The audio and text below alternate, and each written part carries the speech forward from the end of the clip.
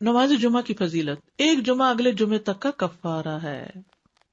یعنی گناہوں کی معافی کا ذریعہ ہے، گناہ معاف ہونا۔ حدیث میں ہے کہ آپ نے فرمایا جس نے غسل کیا پھر جمعے کے لیے حاضر ہوا، پھر اس کے مقدر میں جتنی نفل نماز تھی پڑھی، یعنی مسجد میں آ کے مسجد کے نفل پڑھے ویسے پڑھے، پھر خاموشی سے خطبہ سنتا رہا حتیٰ کہ خطیب اپنے خطبے سے فارغ ہو گیا، پھر اس کے ساتھ نماز پڑھی، اس کے اس جمعے سے لے کر دوسرے جمعے تک کے گناہ بخش دیے جاتے ہیں، اور مزید 3 دنوں کے بھی۔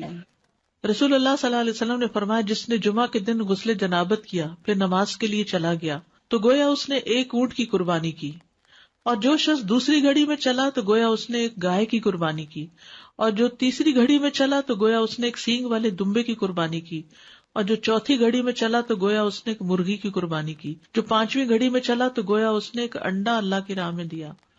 اور جب امام خطبے کے لیے نکل جاتا ہے تو فرشتے ذکر سننے کے لیے حاضر ہو جاتے ہیں، یعنی وہ لکھنا بند کر دیتے ہیں۔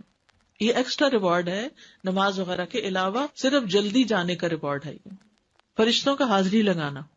کیونکہ فرشتے یہ حاضری لگاتے رہتے ہیں۔ جب امام خطبے کے لیے نکل جاتا ہے تو وہ اپنے دفتر لپیٹ دیتے ہیں اور ذکر کو یعنی خطبے کو غور سے سننے لگتے ہیں۔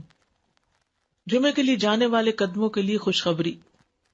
عبایہ بن رفاعہ کہتے ہیں کہ میں جمعہ کے لیے جا رہا تھا کہ راستے میں ابو ابس رضی اللہ عنہ سے میری ملاقات ہوئی، تو انہوں نے کہا کہ میں نے نبی صلی اللہ علیہ وسلم کو فرماتے ہوئے سنا کہ جس کے دونوں قدم اللہ کی راہ میں غبار آلود ہو گئے اللہ اسے دوزخ پر حرام کر دے گا،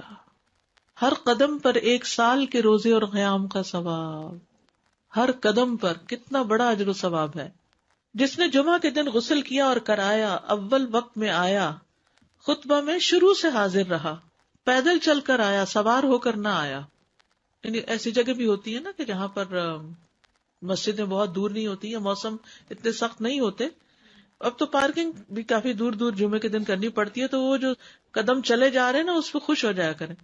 امام سے قریب ہو کر توجہ سے خطبہ سنا، جلدی بھی پہنچ جائے تو ذرا دور گاڑی پارک کر لیں،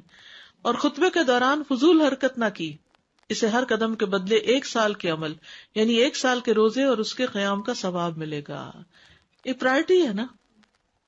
اس کے پھر کئی چیزیں اور چھوڑنی پڑتی تب آپ اس کو پورا کر پاتے ہیں، ورنہ تو آپ لیٹ ہو جاتے ہیں، کبھی رش میں پھنس جاتے ہیں، کبھی پارکنگ نہیں ملتی تو وہ 1 رکعت بھی نکل جاتی ہے، کبھی آپ دروازے سے باہر نماز پڑھ رہے ہوتے ہیں، یعنی کہ اجر کمانا ہے تو پھر وقت پر آنا ہے۔ جمعہ کے دن 5 کام کرنے والے کے لیے خوشخبری۔ جو آدمی ایک دن میں 5 امور پر عمل کرے گا اللہ اسے جنت والوں میں لکھ دے گا، اور وہ کیا ہے؟ مریض کی تیمارداری کرنا، جنازے میں شریک ہونا، دن کا روزہ رکھنا، جمعہ کے دن نماز کے لیے نکلنا، اور غلام آزاد کرنا۔ اب اس میں یہ کہ یہ 5 کام جمعے کے دن ہی ہو سکتے ہیں، اور لیکن جمعے کے دن کا اکیلا روزہ رکھنا منع کیا گیا، یعنی اگر کسی کا جمعرات کے ساتھ کا اکٹھا یا ہفتے کے ساتھ کا روزہ ہے، کوئی قضا رکھ رہا ہے یا ویسے ہی کوئی کفارے وغیرہ کے بھی رکھ رہا ہے، اچھا اس دن صدقہ خیرات کرنا بھی عام دنوں کے مقابلے میں زیادہ اجر و ثواب کا باعث ہے، تو انسان جمعے کے دن کی نا کچھ اس طرح کی پلاننگ کرے کہ اس دن خاص صدقہ بھی کرے اور نہائے دھوئے بھی اور